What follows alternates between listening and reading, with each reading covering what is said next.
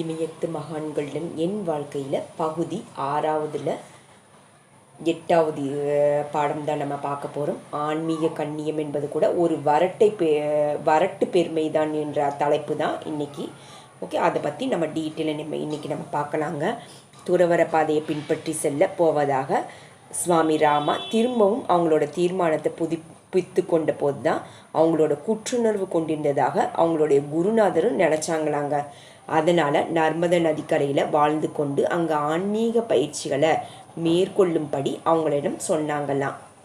ஓம்காரேஸ்வரர் கோவிலுக்கு பக்கத்தில் உள்ள கேரிகாட் என்ற இடத்திற்கு தெற்கே 30 மைல் தள்ளி அமைஞ்சுள்ள ஒரு அடர்ந்த காட்டுக்கு போகும்படி அவங்க அதாவது சுவாமி ராமா அவங்களோட குரு அறிவுறுத்தினாங்களாம். அந்த இடத்துல பாய்ந்தோடிய நர்மதா ஆற்றில் ஏகப்பட்ட முதலே இருந்ததாங்க. காலையிலும் மாலையிலும் பல முதலைகள் அந்த ஆற்றின் கரையோரம் மணல் மீது படுத்து கிடந்ததான்.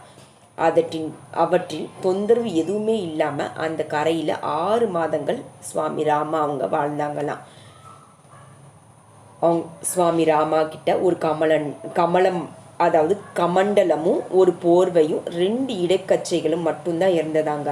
அவங்க வசித்த இடத்துலேருந்து 6 மைல்கள் தள்ளி இருந்த ஒரு கிராமத்தை சேர்ந்த மக்கள் தினமும் ஒரு முறை அவங்களுக்கு பாலும் கோதுமை ரொட்டியும் கொண்டு தருவாங்களாங்க. 6 மாதங்களும் உடல் ரீதியாகவும் மன ரீதியாகவும் அவங்க தீவிர ஆன்மீக பயிற்சியில் மட்டும்தான் ஈடுபட்டாங்களாம்.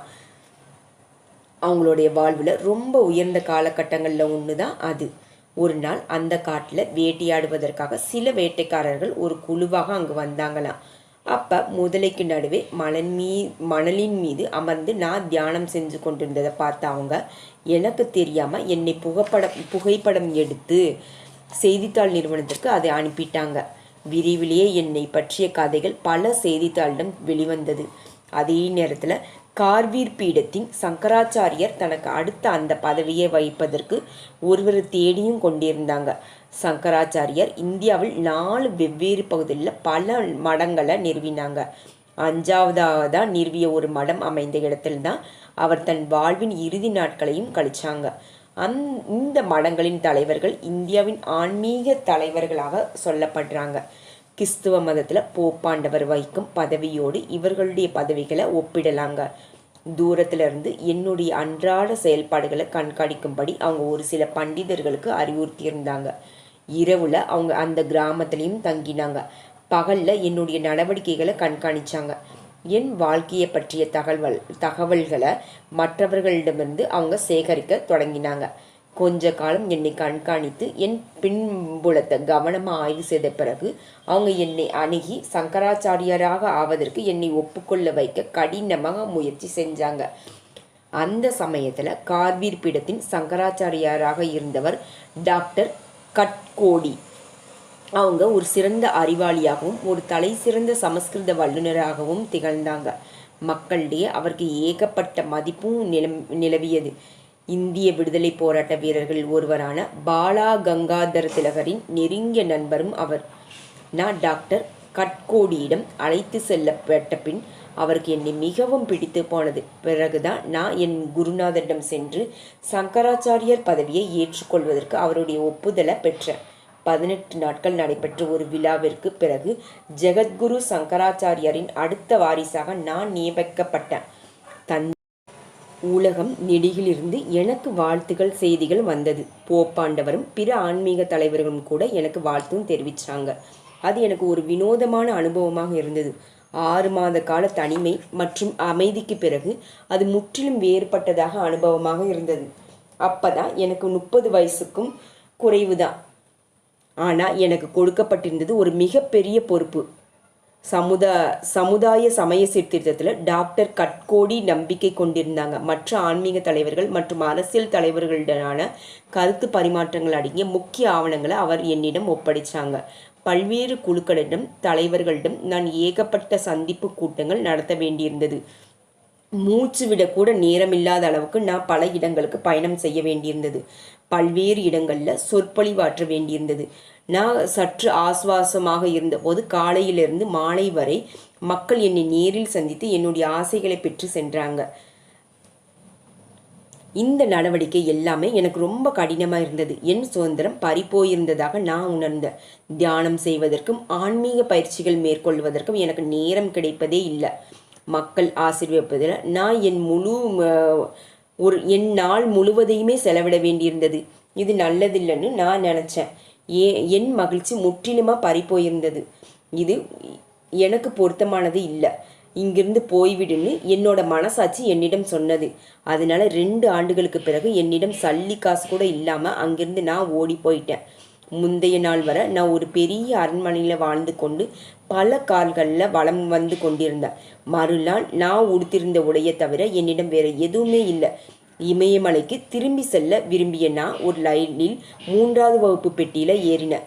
நான் பயணச்சீட்டு கூட வாங்கலை. நான் இன்னும் சங்கராச்சாரியன் விலை உயர்ந்த ஆடைகளை அணிந்திருந்ததால் நான் யாருடைய ஆடைகளை திருடி அணிந்திருந்தேன்னு மக்கள் யோசிச்சிருக்க கூட கூடும். பயண சீட்டு பரிசோதகர் வந்தபோது என்னிடம் பணம் இல்லாததாலும் நான் யார் என்பதை நான் அவரிடம் கூறாததாலும் அடுத்த ஸ்டேஷனில் அவர் என்னை ரயிலிருந்து இறக்கியும் விட்டாங்க. அதுவரை ஒரு பயண சீட்டு இல்லாமல் நான் ஒருபோதும் பயணித்ததே இல்லை. நான் அவரை பணிந்து வணங்கி என் மீது நடவடிக்கை எடுக்காமல் இருந்ததுக்கு நன்றின்னு சொல்லிட்டு கீழே இறங்கினேன். நான் என் சங்கராச்சாரியர் பதவியை துறந்து விட்டு சென்றது சங்கராச்சாரியரை நேசித்தவர்களுக்கும் அவருடைய பக்தர்களுக்கும் பிடிக்கல. நான் என்னுடைய பொறுப்புகளை உதறி தள்ளியதாக அவங்க நினச்சாங்க. ஆனால் நான் அங்கே ஒருபோதும் மகிழ்ச்சியாக இல்லை. நான் திரும்பவும் ஒருபோதும் அந்த இடத்திற்கு போகவே இல்லை. நான் என் குருநாதரிடம் போன பின் அவர் லௌகீக சபலங்கள் எப்படி ஒரு சுவாமியை பின்தொடர்ந்தது என்பதை நீ இப்போது பார்த்திருக்க. உலகம் எப்படி ஒரு ஆன்மீகவாதியை பிடித்து வைத்து கொள்ள விரும்புது என்பதை நீ நேரடியாக தெரிந்து கொண்டிருக்கிற. இனி எதுவும் உன்னை பாதிக்காது. ஏன்னா பதவிகள், நிறுவனங்கள், துறவரம் இது எல்லாவற்றையும் நீ அனுபவித்து விட்டாய். மக்கள் தங்களுடைய ஆன்மீக தலைவர்களிடமிருந்து ஏராளமாக எதிர்பார்க்கிறாங்க. மக்களை கை தூக்கி விடுவதற்கும் அவர்களுக்கு ஞானத்தை வழங்குவதற்கும் முன்னால் இயன்றதை செய். ஆனால் உன்னுடைய பாதையை மட்டும் ஒருபோது மறந்துடாதுன்னு என்னிடம் என்னோட குருநாதர் சொன்னாங்க. எனக்கு தெரிந்த ஒருவர் மற்றவர்களுடைய வீட்டு முற்றங்களில் புல்வெளியில் சீராக்கி வெட்ட புல்லை சேகரித்து பசுக்களுக்கும் எருதுகளுக்கும் சாப்பிடுவதற்கு அதை விற்பனை செய்து அதில் கிடைத்த வருமானத்தில் வாழ்க்கை நடத்தி வந்தான். ஆனால் அவன் சுவாமி ராமா எதுவுமே செய்யாமல் வாழ்க்கையை மகிழ்ச்சியாக அனுபவித்து கொண்டு அவங்க ஒருபோதும் இடமெல்லாம் மக்கள் அவருக்கு பூக்களை கொண்டு வந்து கொண்டிருக்காங்க. அவர் நடப்பதற்கான கம்பளங்களை விரிக்கிறாங்க. அவர் வசிப்பதற்கு ஒரு வீட்டை கூட கொடுக்குறாங்க. மக்கள் அவருக்காக சமைத்தும் கொடுக்குறாங்க. அவருடைய எல்லா தேவைகளையும் கவனித்து கொள்கிறாங்க. ஒரு சுவாமியாக இருப்பது ஒரு நல்ல ஏற்பாடுதான்னு நினச்சா அந்த வழிப்போக்கன். அவன் தன் மனைவியிடம் போய் நான் ஒரு பரிசோதனையை முயற்சித்து பார்க்க போகிறேன். 6 மாதங்களுக்கு நான் ஒரு சுவாமி என்பதை போல பாசாங்கு செய்ய போகிறேன்னு சொன்னான். ஆனால் அவன் எனக்கு பணம் வேண்டும், நீங்கள் நம் குடும்பத்தின் தேவைகளை நிறைவேற்றும் என்று புலம்பினாள் மனைவி. அவன் மக்கள் எனக்கு கொடுக்கும் எல்லா பணத்தையும் நான் உனக்கு கொடுத்துட்றேன்னு சொன்னான்.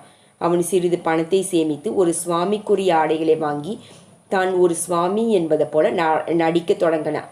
முதல் 3 நாட்களுக்கு அவனுக்கு பசிக்கிறதான்னு யாரும் அவன்கிட்ட கேட்கல. பலர் அவனிடம் வந்து கனிகளை கொடுத்தும் நான் அவற்றை உண்ணாமல் இருந்ததை கண்டு அவன் தனக்கு யாரும் எதுவும் கொடுக்காததை கண்டு கோபமும் கொண்டானா. தான் உதாசீனப்படுத்தப்பட்டதாக நினைச்சான்.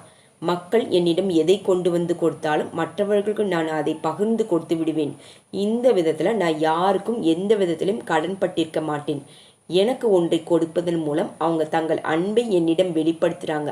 ஆனால் அந்த பொருளை வேறொருவருக்கு கொடுப்பதன் மூலம் நான் என் அன்பை வெளிப்படுத்தினேன். 7 நாட்களுக்கு பிறகு அவன் நன்றாக இளைத்தும் போயிருந்தானா. அவனுக்கு சல்லி காசு கூட கிடைக்கல. இரவில் அவன் ரகசியமாக தன் மனைவியை சந்திச்சானா. அவன், நீங்கள் ஒரு முட்டாள், நீ சில நாட்களுக்கு முன்பு வர நீங்கள் ஓரளவுக்காவது பணம் சம்பாதிச்சிங்க. ஏன்னா அந்த புல்லெல்லாம் பறித்து அதை விற்று அது காசு பார்த்து அவங்க வீட்டு செலவு எல்லாம் உபயோகம் செஞ்சான். ஆனால் எப்போ சுவாமி ராமா போலையே நடிக்க ஆரம்பித்தானோ அவனுக்கு ஒரு காசு கூட கிடைக்கலன்னு மனைவி திட்ட ஆரம்பித்தானா. அப்போ நீங்கள் ஒன்றுமே சம்பாதிக்கிறதில்ல, நீங்கள் ஏன் அந்த சுவாமியிடம் போய் அவருடைய வெற்றிக்கான ரகசியத்தை கேட்டு தெரிந்து கொள்ளக்கூடாதுன்னு அவனிடம் சொன்னான் அவளுடைய மனைவி. அவனும் என்னை பார்க்க வந்தான். நான் அவனிடம் சுவாமிஜி முன்னால் வாருங்கள்னு சொன்னேன். சுவாமி ராமா அவனை பார்த்து சொன்னாங்களாம். அதுக்கு சுவாமி, நான் உங்களிடம் தனியாக ஒரு கேள்வி கேட்க விரும்புகிறேன்னு சொன்னானா. வெளியே காத்திருக்கும்படி மற்றவளிடம் அவர் கேட்டுக்கொண்டார். என்னிடம், சுவாமி, உங்கள் வெற்றிக்கான ரகசியத்தை நான் தெரிந்து கொள்ள விரும்புகிறேன்னு சொன்னான். நான் வெற்றிகரமாக இருக்கேன் என்பது எனக்கே தெரியல. நான் வெற்றிகரமாக இருப்பது எதை வச்சு நீ சொல்கிறேன்னு நான் அவனிடம் கேட்டேன். நீங்கள் பணம் கேட்காமலேயே உங்களுக்கு பணம் கிடைக்குது. இந்த வீட்டை நீங்கள் உங்கள் விருப்பப்படியே பயன்படுத்தி கொள்வதற்கும் நீங்கள் அனுமதிக்கப்பட்டிருக்கீங்க. உங்களை அழைத்து செல்வதற்கு காரும் அனுப்பி வைக்கப்படுது. பலர் இங்கே வந்து உங்களோட அமர்ந்து கொள்கிறாங்க. ஏன்னு அவன் கேட்டான். உனக்கு ஒரு விஷயம் தெரியுமா? நான் அந்த பொருட்கள் வேண்டும்னு விரும்பிய காலத்தில் அவை எதுவுமே எனக்கு கிடைக்கல. அது எதுவுமே வேண்டாம்னு எப்போ நான் முடிவு செஞ்சேனோ அப்போ தான் அது எனக்கு கிடைக்க தொடங்கியதுன்னு நான் அவனுக்கு விளக்கினேன். சுவாமி விவேகானந்தன் இந்த கூற்று எப்போதும் நினைவில் வைக்கணும். அதிர்ஷ்டம் என்பது ஒரு சரச கன்னியை போலது. அவள் உங்களுக்கு வேண்டும் என்று நீங்கள் நினைக்கும் போது அவள் உங்களிடமிருந்து ஓடிவிடுவாள். ஆனால் அவள் மீது நீங்கள் ஆர்வம் காட்டாமல் போகும்போது தான் அவள் உங்கள் பின்னாடி ஓடி வருவாள். அதுதான் அதிர்ஷ்டம். மீண்டும் நாளை வேறொரு தொடரில் பார்க்கலாம். தேங்க்யூ ஸோ மச் ஃபார் வாட்சிங். God bless you all. Thank you universe.